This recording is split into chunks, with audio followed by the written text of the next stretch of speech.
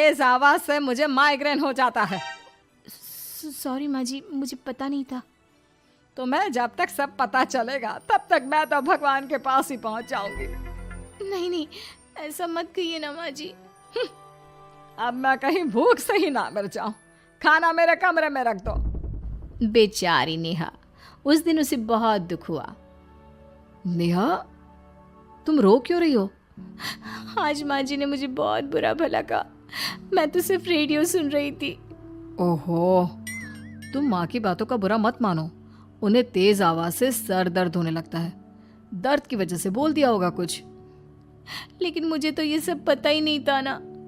इसलिए बाबूजी ने मुझे पहले ही फोन करके सब कुछ बता दिया। और मैं तुम्हारे लिए ये हेडफोन लाया हूँ। अब तुम अपने गाने भी सुन सकती हो और माँ को परेशानी भी नहीं होगी। ये सिर्फ एक बात का हाल है, लेकिन माँ को तो हर चीज से परेशानी है।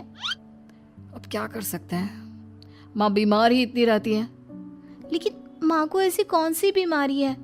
तुम्हें बताया तो था, किसी भी डॉक्टर को माँ की बीमारी समझ में नहीं आ रही। अब तुम भी ये सब सोचना छोड़ दो। ये हेडफोन लो और अपने पसंद के गाने सुनो। रोहित के गिफ्ट से नेहा की एक परेशानी तो दूर हो गई, लेकिन उसके मन में कई सवाल खड़े हो गए। आज मैं देर से उठाऊं या तुम जल्दी उठ गई? वो माँ जी को कल रात भर सर दर्द हुआ ना, तो जल्दी उठकर उनकी जगह मैंने पूजा कर दी। अरे वाह, आछ, आछ। हे भगवान, ये किसकी करामत है? ये तो माँ जी की आवाज है। चलो चल के देखते हैं। क्या हुआ माँ? आछ, ये घर में गुलाब कौन लाया? मुझे नहीं पता, मैं तो अभी उठाऊं। माँ जी, आप कल रात भर सो नहीं पाई तो मैंने जल्दी उठकर पूजा पाठ किया। घर में फूल नहीं थे ना, तो मैं बाजार से गुलाब के फूल ले आई। नेहा, माँ को गुलाब के फूल की एलर्जी है।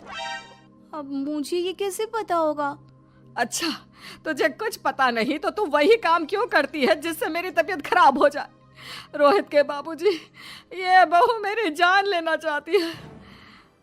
माँ जी, मुझे ऐसा करके क्या मिलेगा? वो तो तुझे ही पता, लेकिन कुछ तो है। रोहित की माँ, बस करो। बेचारी बहू को कुछ पता ही नहीं है, बस इसलिए उससे गलती हो जाती है। जाओ तुम कमरे में। बहू, तुम रोहित की माँ का बुरा मत मानो। वो अपनी बीमारियों से इतनी परेशान है कि उल्टा सीधा बोल देती है। नहीं नहीं बाबूजी, मुझे बुरा नहीं लग रहा, मुझे चिंता हो रही है माँ जी की बीमारी की। ये बताइए कि माँ जी को ऐसी प्रॉब्लम्स कब से होने लगी? शादी के 6-7 महीने बाद से। बाबूजी, तब घर का माहौल कैसा था?